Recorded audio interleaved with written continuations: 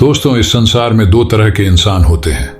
एक वो जो अपना रास्ता खुद बनाते हैं और उस पर चलकर दुनिया को एक नया सफलता का सूत्र देकर चले जाते हैं, और दूसरे वे लोग जो उन नियमों का अनुसरण करके खुद को उसमें ढालते हैं और एक दिन ये भी सफल बन जाते हैं। यही दो लोग दुनिया में सफल हो पाते हैं। बाकी सभी लोग जिंदगी भर इस जंग को हर रोज लड़ते हैं और लड़ते लड़ते एक दिन हार जाते हैं। दोस्तों, यदि सच में इंसान को सफल होना है तो उसे सबसे पहले खुद को पहचाना होगा कि क्या वो अपना रास्ता खुद बनाने में हिम्मत रखता है या फिर वो कुछ नियमों और सूत्रों का पालन करके सफल होना चाहता है। दोस्तों, आप भी जीवन में केवल कुछ नियमों को सीखकर सफल होना चाहते हैं तो ये वीडियो आपके लिए है, इसलिए वीडियो के अंत तक बने रहिए। आज आपको हम वो सभी नियम बताएंगे जिसे यदि सच में पालन कर लिया जाए तो उसे सफल होने से कोई रोक नहीं सकता। तो चलिए वीडियो शुरू करते हैं। किसी नगर में एक युवक रहता था जिसका नाम था रोहन। उसकी उम्र लगभग 22 वर्ष थी। पढ़ाई पूरी करने के बाद वह किसी भी उद्देश्य के बिना दिन भर इधर उधर भटकता रहता था। उसे न तो किसी काम में रुचि थी और न ही उसके पास कोई ऐसा सपना था जिसे पाने के लिए वह मेहनत करता। उसके माता पिता उसकी स्थिति को लेकर बेहद चिंतित रहते थे। उन्होंने कई बार उसे समझाने की कोशिश की, लेकिन रोहन हर बार उनकी बात अनसुनी कर देता था। रोहन का दिन यूं ही व्यर्थ की गतिविधियों में बीतता था। वह अक्सर अपने दोस्तों के साथ सड़क किनारे चाय की दुकान पर बैठा गपशप करता, कभी मोबाइल पर गेम खेलता और कभी बिना उद्देश्य के सोशल मीडिया पर स्क्रॉल करता रहता। धीरे धीरे उसकी यह आदतें उसकी सेहत पर भी असर डालने लगीं।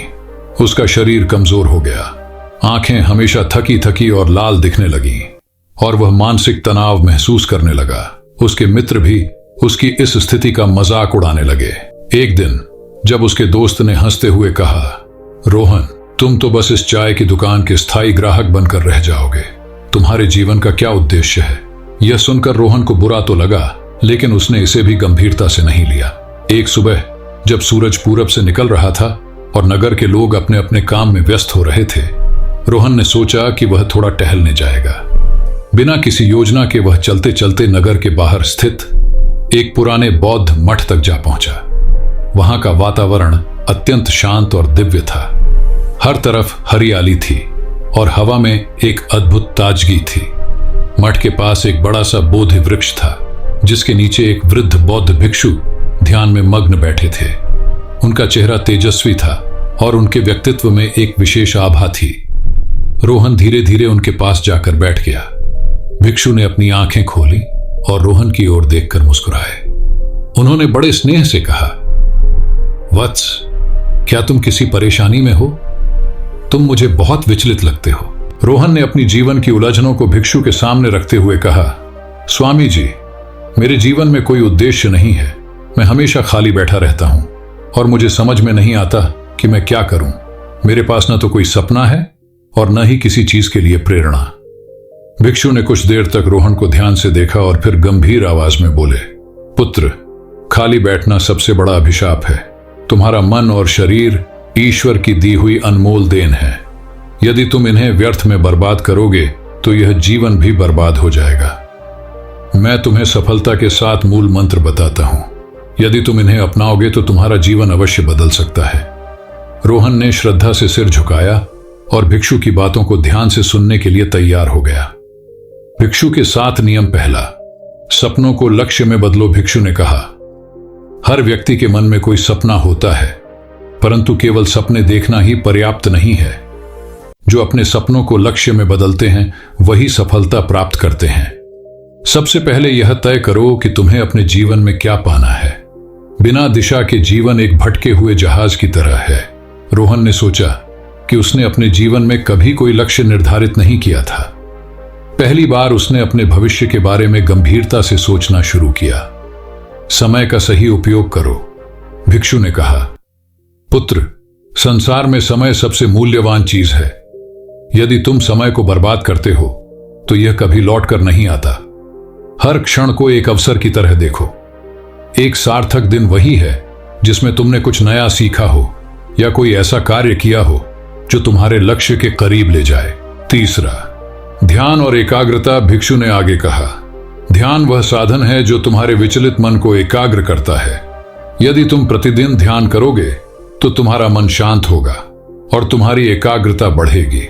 चौथा, छोटी छोटी आदतें विकसित करो। हर बड़ा परिवर्तन छोटी छोटी आदतों से शुरू होता है। भिक्षु ने कहा, हर दिन एक नई सकारात्मक आदत अपनाने की कोशिश करो, जैसे सुबह जल्दी उठना, पढ़ाई करना या व्यायाम करना। पांचवीं, स्वास्थ्य का ध्यान रखो। एक स्वस्थ शरीर में ही स्वस्थ मन का निवास होता है। यदि तुम अपने शरीर का ध्यान नहीं रखोगे तो तुम्हें सफलता प्राप्त करने में कठिनाई होगी। व्यायाम करो, पौष्टिक आहार लो और अपनी दिनचर्या में संतुलन बनाए रखो। छठवां नियम है, सकारात्मक सोच रखो। तुम्हारे विचार ही तुम्हारे कार्यों को प्रभावित करते हैं। नकारात्मक सोच सिर्फ बाधाएं खड़ी करती है। अपने जीवन में सकारात्मक सोच अपनाओ और हर परिस्थिति में अच्छाई देखने की आदत डालो। सातवां व अंतिम नियम है, कभी हार मत मानो। जीवन में असफलता ही सफलता की सीढ़ी है। जो लोग हार मान लेते हैं वे कभी ऊंचाई नहीं छू पाते। सीखते रहो, गिरो फिर उठो और अपने सपनों को पूरा करने की कोशिश जारी रखो। भिक्षु की बातों ने रोहन के जीवन की दिशा बदल दी। वह वहां से वापस लौटा तो एक नए जोश और ऊर्जा से भरा हुआ था। उसने निर्णय लिया कि वह अब अपने जीवन को उद्देश्यपूर्ण बनाएगा। उसने सबसे पहले एक लक्ष्य निर्धारित किया, फिर समय का सही उपयोग करना शुरू किया। प्रतिदिन ध्यान और व्यायाम करने लगा।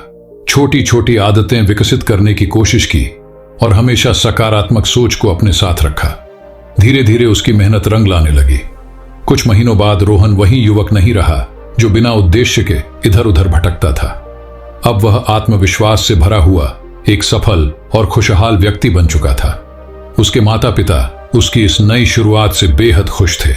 तो दोस्तों, इस कहानी से यही सीख मिलती है कि अगर आप भी अपने जीवन में भटके हुए हैं तो एक बार रुककर अपने सपनों को लक्ष्य में बदलने की कोशिश कीजिए। समय का सदुपयोग करें, ध्यान और एकाग्रता को अपनाएं और कभी हार मत मानें। अगर आपको यह कहानी पसंद आई हो तो लाइक और शेयर जरूर करें। अंत में यही कहना है, जीवन में सही दिशा मिले तो सब कुछ संभव है। ऐसे ही मार्गदर्शन और मोटिवेशन से पूर्ण वीडियो देखने के लिए हमारे चैनल को सब्सक्राइब कीजिए। तो चलिए फिर मिलते हैं ऐसी ही एक और नई वीडियो के साथ। तब तक के लिए जय हिंद, नमो बुद्धाय।